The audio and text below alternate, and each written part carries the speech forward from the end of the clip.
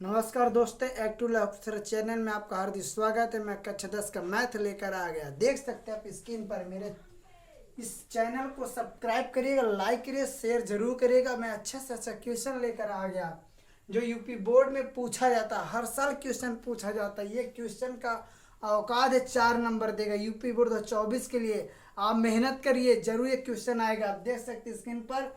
इस सवाल को बुक निकाल कर मिलाइए, क्या यही सवाल है? पूरा आपके बुक में पूरा देखने को मिलेगा। अब जहाँ पर समझ में आएगा जरूर कमेंट करके हमको बताइएगा। मैं आपको ले चलते क्वेश्चन पर आपको समझाऊंगा। जहाँ पर समझ में आएगा समझने की कोशिश करिएगा और कमेंट करके जरूर बताइएगा। यहाँ पर जो चैप्टर आपका 12 है, कक्षा 10 की मैथ है, और एक्सरसाइज आपका 12.2 है, और क्वेश्चन नंबर 9 है। समझ दोस्तों, चलिए क्वेश्चन समझा रहे हैं। एक वृत्ताकार ब्रुज को चांदी के तार से बनाया जाता है। मतलब एक वृत्ताकार छल्ला है ये, और चांदी के ब्रुज से बनाया जाता है, तार से बनाया जाता है। ठीक है, समझने की कोशिश करिएगा। जिसका व्यास कितना दिया? 35 mm है।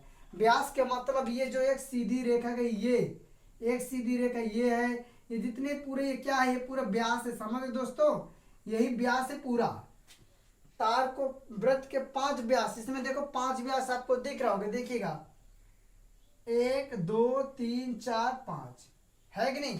5 व्यास देखिए, 1 व्यास, 2 व्यास, 3 व्यास, 4 व्यास और 5 व्यास को बनाने में प्रयुक्त किया गया है। मतलब इसमें जोड़ा गया है, इतना लिया भी गया है, जो उसे 10 बराबर त्रिज्यखंड में विभाजित करता है। जैसे कि आकृति में दर्शाया गया देखिए, जैसे आकृति में दिखाया गया 10 बराबर त्रिज्यखंड देख सकते हैं आप। देखिएगा, काउंट कर लीजिएगा, 1 2 3 4 5 6 7 8 9 10 त्रिज्यखंड है कि नहीं? इन्हीं त्रिज्यखंड को क्या क्या ज्ञात करना, चलिए आपको दिखा दे। इसमें 2 क्वेश्चन पूछा है। पहला पूछा कुल वांछित चांदी के तार की लंबाई पूछा है। दूसरा पूछा है ब्रुज के प्रत्येक त्रिज्यखंड का क्षेत्रफल, ये पूछा है। तो चलिए यहाँ पर लिखते हैं हम हल, आपको समझा देते हैं। पहले लिखेंगे चांदी के ब्रुज के वृत्तीय भाग की लंबाई या वृत्तीय भाग की माप क्या होगा? पाई इंटू व्यास। क्या होगा? पाई इंटू व्यास। अब यहाँ पर जिक्र नहीं किया गया पाई का मान कितना रखना है।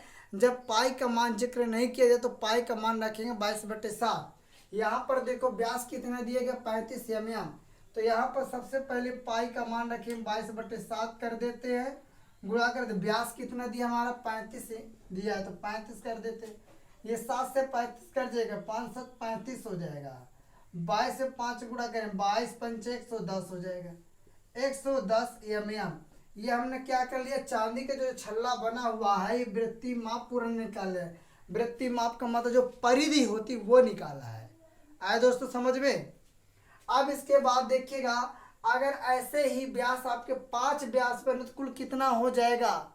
तो यहाँ पर भी निकालेंगे कि कितनी लंबाई हो गई। व्यास की लंबाई निकालेंगे टोटल। लिखेंगे व्यास की लंबाई। एक व्यास की लंबाई कितना है? 35 mm।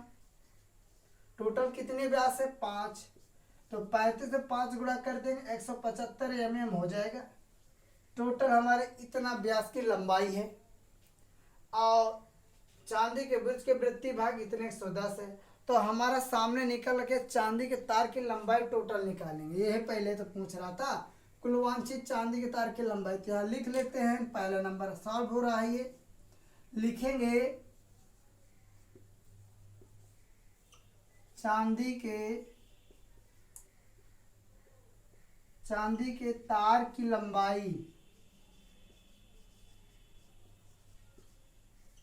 पहला 110 और दूसरा के 175, दोनों को ऐड कर देंगे, मतलब दोनों को जोड़ देते हैं। कितना हो जाएगा? 5 हो जाएगा, 7 1 8 हो जाएगा, 1 1 2 285 हो जाएगा, 285 mm। अब mm को क्या करना है? अगर सेंटीमीटर में ले जाना, क्या करें? 10 से भाग दे देते हैं। यहाँ लिखेंगे 285 बटे हमारा हो जाएगा 10। ये सेंटीमीटर में हो गया, सामने निकल के आएगा 28.5 सेंटीमीटर। यही हमारा क्या हो गया आंसर। समझ दोस्तों, आप देख सकते हैं स्क्रीन पर। तो ये हमने सेंटीमीटर में चेंज कर दिए, तो हमारा पहला आंसर हो गया। इसका दोस्तों स्क्रीनशॉट ले लीजिएगा। स्क्रीनशॉट ले लिए तो आपको चलते हैं, आपको दूसरा नंबर समझा दे। ब्रुज के प्रत्येक त्रिज्यखंड का क्षेत्रफल निकालेंगे, ठीक है। तो क्षेत्रफल निकालने के लिए क्या करेंगे, सबसे पहले हम यहाँ पे वृत्त का क्षेत्रफल निकालेंगे। फिर इसके, क्योंकि यहाँ पर दूसरे नंबर पर क्या कर दिया, क्षेत्रफल का जिक्र कर दी, इसलिए हम क्षेत्रफल का सूत्र रखेंगे। पहले में क्या क्षेत्रफल का जिक्र नहीं किया, हमने क्षेत्रफल का सूत्र नहीं रखा है। आया दोस्तों समझ में।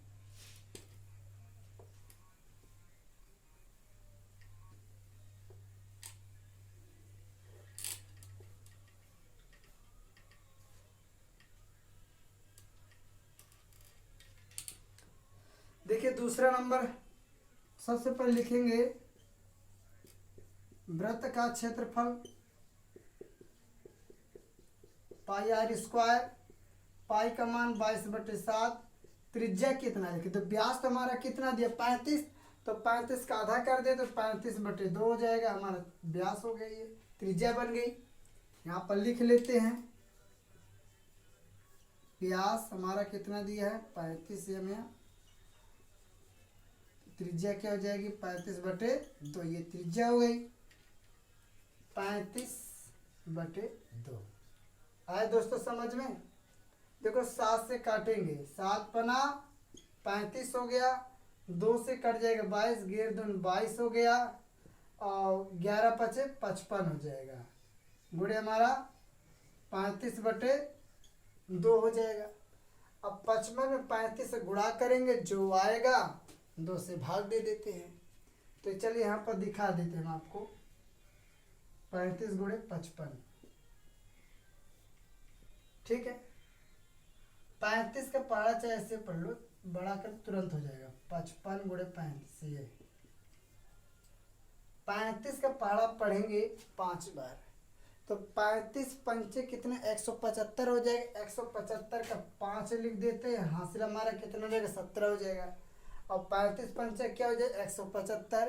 अब 175 में 17 जोड़ेंगे तो 175 10 85 हो जाएगा, 85 और 7 जोड़ेंगे 92 हो जाएगा।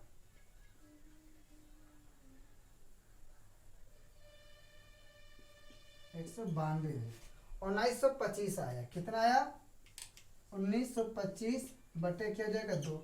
अब इसमें 2 का भाग दे देते हैं, 1925 भागे 2, दोनों 18 हो जाएगा, 9 में 60 के 1 आएगा, 2 को उतार ले, 2 छंग 12 हो जाएगा।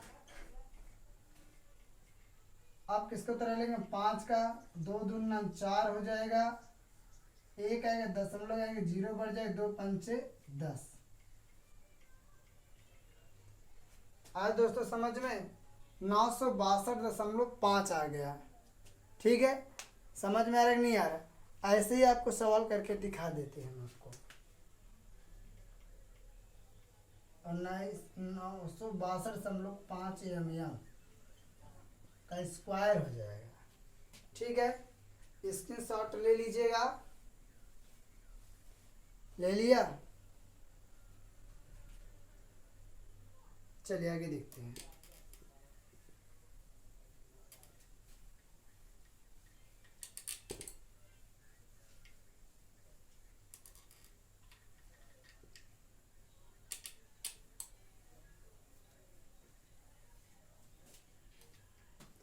अब इसके बाद लिखेंगे एक त्रिज्यखंड का क्षेत्रफल बराबर हो जाएगा वृत्त का क्षेत्रफल हो जाएगा बटे 10। ये 10 क्यों किया, क्योंकि हमारे 10 त्रिज्यखंड है ना, इसीलिए हमने 10 से बाद 1 का निकालेंगे कि टोटल 10 है तो 1 निकाल लेते। तो वृत्त का क्षेत्रफल सूत्र कितना आया था 962.5 आया था बटे 10। अब इसमें क्या करेंगे भाग दे देते हैं, आंसर आ जाएगा हमारा, ठीक है। यहाँ पर भाग देखो दशमलव लगा है तो नीचे 0 आ जाएगा, तो हमारा हो जाएगा 962 62 5 मतलब ये हो जाएगा बटे 100 हो जाएगा, क्योंकि एक नीचे जीरो आ जाएगा। अब 9625 बटे 100 हो गया। अब इसमें भाग दे देते, इधर देख भाग करके दिखा देते हैं। 9625 भागे 100 900 हो जाएगा। 2 6 उतारा किसका लेंगे 5 का, तो 6 बार जाएगा 600 हो जाएगा। 5 2 हो जाएगा, दशमलव का 0 बढ़ जाएगा, 2 बार जाएगा 200 हो जाएगा। 0 5 दशमलव लगा है 0 बढ़ जाएगा, 5 बार जाएगा। हमारा कितना आ गया 9625 दशमलव सेंटीमीटर आया दोस्तों। ये हमारा हो गया, नहीं ये सेंटीमीटर नहीं है, ये हमारा क्या है एम है, एम का स्क्वायर। अब इसको एम स्क्वायर करने के लिए क्या करेंगे, हम सीधे क्या करेंगे 10 से भाग दे देते हैं, आ जाएगा। यहाँ पर लिख सकते हैं 96.25 बटे क्या कर लेंगे 10, तो हमारा क्या हो गया सेंटीमीटर में। अब इसमें क्या करें 10 से भाग दे दोगे तो आ जाएगा।